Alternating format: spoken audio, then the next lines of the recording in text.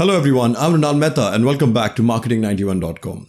We provide management and marketing training to students and professionals worldwide through our courses, videos and community. This video is part of our comprehensive take on the gamut of human resource management. Let's start with the Harvard model of HRM.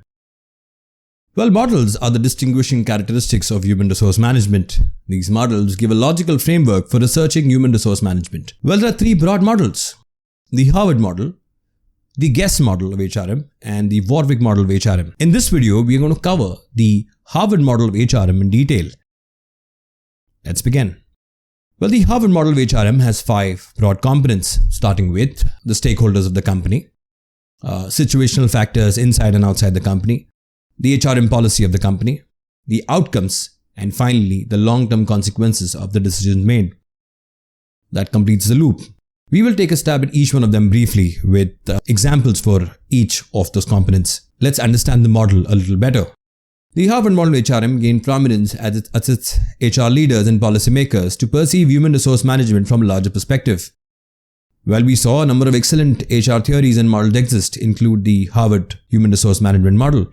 Emphasizing on people rather than outcomes, the Harvard HRM model is regarded as one of the most effective approaches in HRM. It is said to be a soft HRM method because of its human-centric nature. The model seeks to provide a positive setting where employees flourish. Next, who developed the Harvard model of HRM? Well, Michael Beer is commonly acknowledged as the creator of the model. Nevertheless, it was initially printed in 1984 by a committee of specialists with Michael Beer in the lead at the Harvard University. Bert Spector, Mills, Lawrence, and Walton are the other writers of Managing Human Assets, which led to this theory. Now let's start with the first component, that is the stakeholder interest. Before developing any policies, the model advises a holistic approach where the values and viewpoints of many stakeholders are considered. Management, worker groups and employees, government, the community, and even worker unions are among the stakeholders. The model is influenced by the way stakeholders interact together. Well, let's look at the case study of McDonald's being sued for discrimination by its black employees. As stated by the employees, "We are sick and tired of being considered less than human and not even worthy of life." The claim, the fourth of its kind, accused the employer, as in McDonald's, of a failure to address persistent racism and anti-black sentiment throughout the company. According to the complaints, a general manager reportedly referred to one of the plaintiffs, Celinda Middlebrook, as a waste of space. The management allegedly referred to black employees as ghetto, characterized them as lazy and smelly, and reduced their work hours. Moving forward, another case wherein McDonald's wins the black franchise bias case, but for now.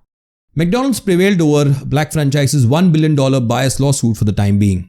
For the time being, McDonald's dodged a lawsuit filed by 52 former black franchise owners who, according to them, was set up to fail by McDonald's, directing them to low-income, crime-ridden communities. A federal court in Chicago rejected the 2020 case but granted the plaintiffs until October 21, 2022 to submit a revised complaint.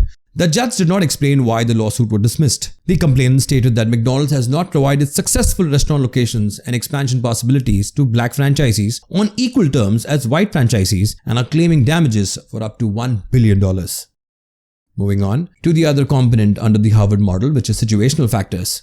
Both external and internal situation elements should be taken into account when making policy decisions, since they all have an impact on how people behave. The model advises taking into consideration the situational aspects such as workforce characteristics, company strategy and conditions, management philosophy, etc. Further, labor market, unions, task, technology, laws and societal values also fall under the gamut of situational factors. Well, looking at the situation right now, Google has adapted to a work model wherein it considered a hybrid approach to work. Google is developing a new meeting space, as we can see on the right, dubbed as Campfire, to accommodate hybrid office staff. In-person guests sit in a circle with big vertical screens that are difficult to ignore. The aim is to put virtual participants on equal footing with those who are physically present in the office. Google is constructing outdoor work zones too in a few sites across the world in response to the worries about the COVID-19 pandemic. Well, let's look at some pictures and videos. The first one being new open-air zones for group sessions on Google's Mountain View premises. Next is an inflated balloon that acts like a wall that moves into position when additional seclusion is needed. Well, let's look at a brief video of that. Well, this works brilliantly in case of emergencies where there could be another spread of a pandemic, thus Google showcasing that they are ready to face such an issue. As you can see, the balloon is inflating and it ultimately transforms into a wall. There you go.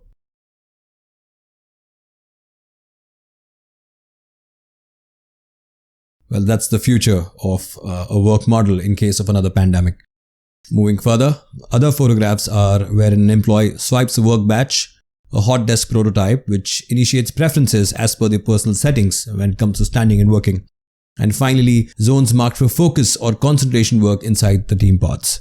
Well, that's how they've adapted to the situation. Now moving on to another example of a situational factor where Tesla plans to lay off 10% of employees, where Musk feels that the economy was giving him a super bad feeling. Tesla is laying off around 10% of its paid staff. In a memo to his staff, Elon Musk said, Tesla will be reducing salaried headcount by 10% as we have become overstaffed in many areas. An SEC report from late last year in 2021 states that about 100,000 individuals work for Tesla and its affiliates. This implies that about 10,000 people might lose their employment with Tesla. Moving on to another example of a situational factor, in this case is the laws wherein the Indian maternity leave benefits were amended way back in 2017. The Maternity Benefit Amendment Act of 2017, enacted by the Rajya Sabha in 2016, has now been approved by Lok Sabha in March of the same year. Working women in India now have access to 6.5 months or 26 weeks of paid maternity leave, up from just 3 months or 12 weeks previously. This rule only applies to people who work in a company with at least 10 workers, and prenatal leave has also been extended from 1.5 months to 2 months, that is 6 to 8 weeks. Wherein a woman who already has 2 children is entitled to 3 months, that is 12 weeks of maternity leave with their 3rd kid. Moving on to the next component of policy choices. Influential HRM policy banks on both work and reward systems functioning jointly. To put it another way, HR policies affects how management will handle work, incentives, how HR resources operates, and how to influence people. When these aspects are in harmony, employees functions more successfully. Let's see how. The first wherein Starbucks plans to invest about $1 billion in wages and training. Starbucks CEO Howard Schultz intends to invest about $1 billion in salary increases, enhanced training, and retail innovation before the end of 2022, a major policy change. Wage increases will be applied to tenured staff while new employees will receive double training. All qualifying employees in the United States will be paid a base hourly rate of about $15.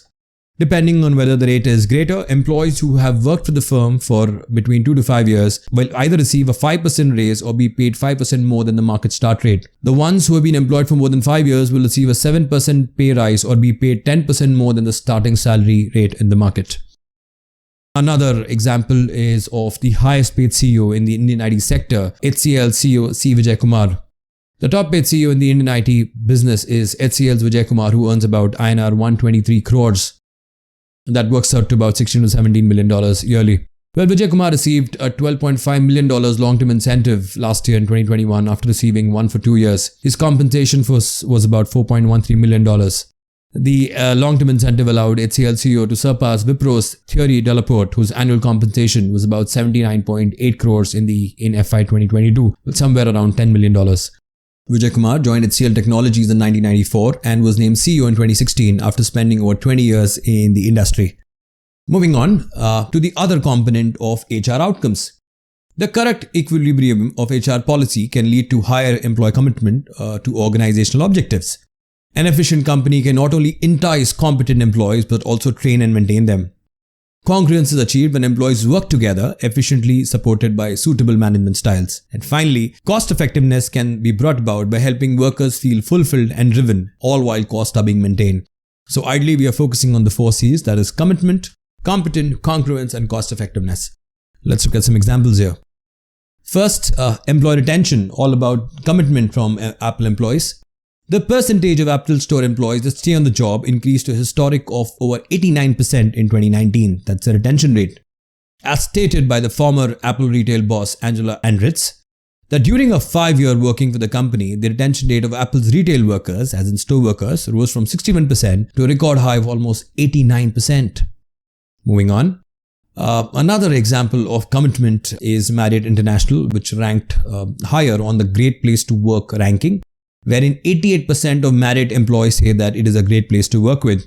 In terms of employee demographics, if you see very clearly, on the right hand side is employees who have worked for around 20 years constitute 17% of their workforce. Between 16 to 20 years is 11% of the workforce. 11 to 15 is about 12% of the workforce. and 6 to 10 years is about 16% of the workforce. So technically, 55% of the workforce of Marriott has stayed with them for more than 5 years. Moving on to the other component is of long-term consequences. In principle, the HRM model seeks to prepare and execute HRM strategy in a way that it has far-reaching long-term impact. The model advocates meeting employees' needs. We will see a live example for that. Leading to better competitive ability within the market as a whole will also benefit society and communities. Well, this completes the chain in the Harvard model. And if you look at some examples here, first is of the Spanx CEO giving staff members a $10,000 cash bonus and first-class plane tickets as a surprise. A recent investment by Blackstone raised the valuation of the company to about $1.2 billion.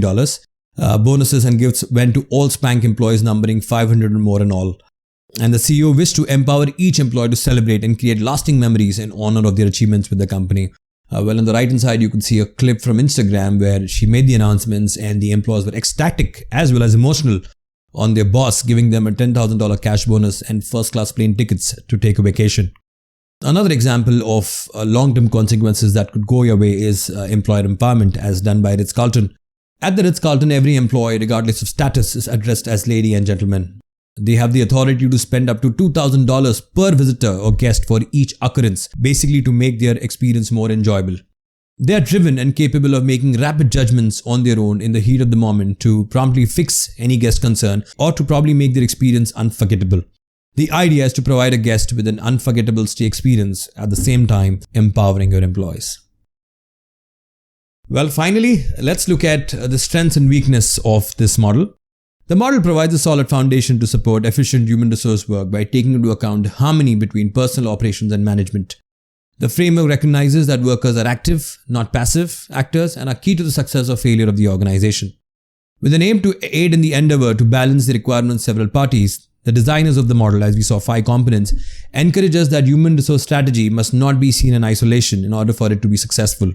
Assisting HR leaders in determining what is under their control and what is not, differentiating external and internal factors would also help put strategic HR in a practical context, as we saw through the live examples.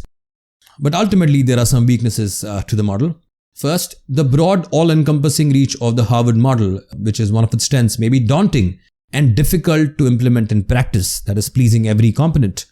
The model rests on the assumption that all stakeholders' interests are considered, long-term ideal working conditions will prevail that satisfy individual, the world's and the firm's long-term objectives. An undoubtedly honorable and rational aim, however, the reality is often far from ideal, as we saw in the case of pandemic where everything was shaken up. At the end of the day, the writers concentrate on how to construct the perfect model rather than how to use it. It's a major flaw in this. So that's it, folks. This brings an end to a comprehensive take on the Harvard model of HRM along with live examples and case studies. This is an exhaustive list of sources and references that we have used to make up for the examples. Thank you and stay tuned for more videos.